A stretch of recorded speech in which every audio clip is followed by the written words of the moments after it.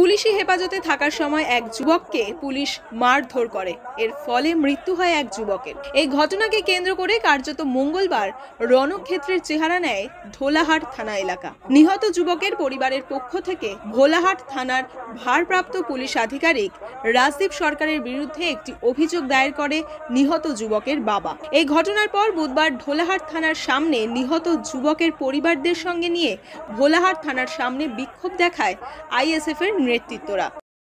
তার বাবা তার ছেলে মারা গেছে, কিভাবে মারা গেছে, কারা মেরেছে, কি হয়েছে, টোটালটা ডিটেলস লেখা আছে। আপনারা এই যে ছবি তুললেন আপনারা দেখে নিতে পারবেন।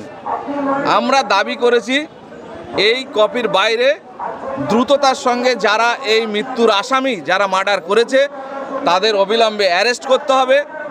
2 নম্বর কথা হলো গিয়ে এই ব্যক্তির কাছ থেকে যে ঘুষ বাবদ টাকা পয়সা নিয়েছে পুলিশ অফিসার, সেই টাকা রিটার্ন দিতে হবে।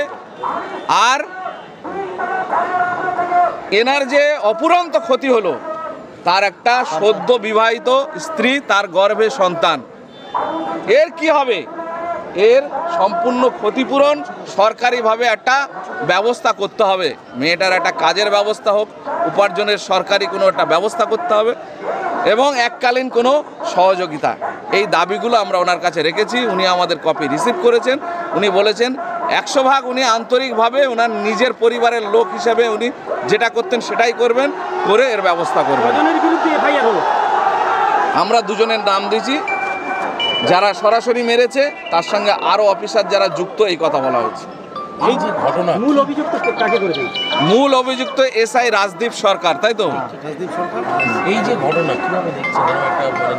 পুলিশ মেরে দিচ্ছে, যাদের রক্ষা করার কথা তারা যে মেরে ফেলছে, এটা তো আমাদের কাছে খুবই দুর্ভাগ্যজনক ব্যাপার। আমরা নারকীয় অত্যাচার, এই ধরনের পৈশাচিক অত্যাচার আমরা আজ পর্যন্ত দেখিনি। এই ধরনের পৈশাচিক অত্যাচার আমরা আজ পর্যন্ত দেখিনি যে পুলিশ ডেকে এনে, তার পরিবারে চুরি হয়েছে, তার কাকা বলছে আমার ভাইপো দোষী নয়, তারপরেও তাকে ডেকে এনে অমানসিক অত্যাচার করে, লাঠি পেটা করে, তার 2টো কিডনি ড্যামেজ করে এবং কারেন্ট শক দিয়ে, তার রক্ত, পায়খানার দাঁত দিয়ে, পেচ্ছাপের দাঁত দিয়ে রক্ত বার হচ্ছে। শেষের বেলা ছেলেটা মারা গেলাটা 21-22 বছরের তরতাজা ছেলে, যার শরীরে ছবি দেখলে আপনারা বুঝতে পারেন তার শরীরে কোনো রোগ নেই, একটা ফুটন্ত ছেলে, একদম টকবকে ছেলে। এইরকম ছেলেকে যেভাবে মারা, পুলিশের বিরুদ্ধে তদন্ত করবে পুলিশ, সঠিক বিচার কি পাবে? আমরা আস্থা রাখছি আইনের উপরে, বিচার ব্যবস্থার উপরে।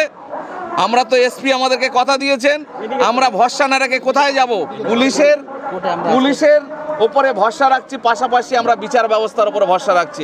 আমরা হাইকোর্টে যাব এবং ন্যায় বিচারের জন্য যদি সুপ্রিম কোর্টে যেতে হয় প্রয়োজনে তাই যাব। আবু সিদ্দিক আইএসএফ সর্বমোত্তক হওয়াতেই কি এই মারধর বলে মনে হয়? আমরা মনে করছি তাই, না হলে অন্য কোনো কারণ তো গ্রামের মানুষও বলতে পারছে না, তার বাবা মাও বলতে পারছে না, কেউ বলতে পারছে না অন্য কোনো কারণ আছে কিনা। এখানে কি রাজনৈতিক চক্রান্ত আছে বলেই তো আমরা প্রথম কাল থেকেই বলছি, রাজনৈতিকভাবে কারা যুক্ত আছে পুলিশ সেটা তদন্ত করবে।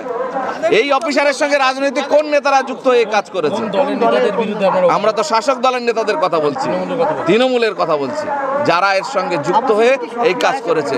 নিশ্চয়ই তার পরিবারও আইএসএফ এর সমর্থক। আগামী কর্মসূচি কি থাকছে? আমরা পুলিশের উপর আস্থা রাখছি।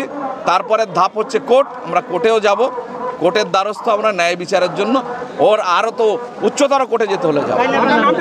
আমার নাম আব্দুল মালেক মোল্লা, আমি আইএসএফ জেলা সভাপতি, দক্ষিণ 24।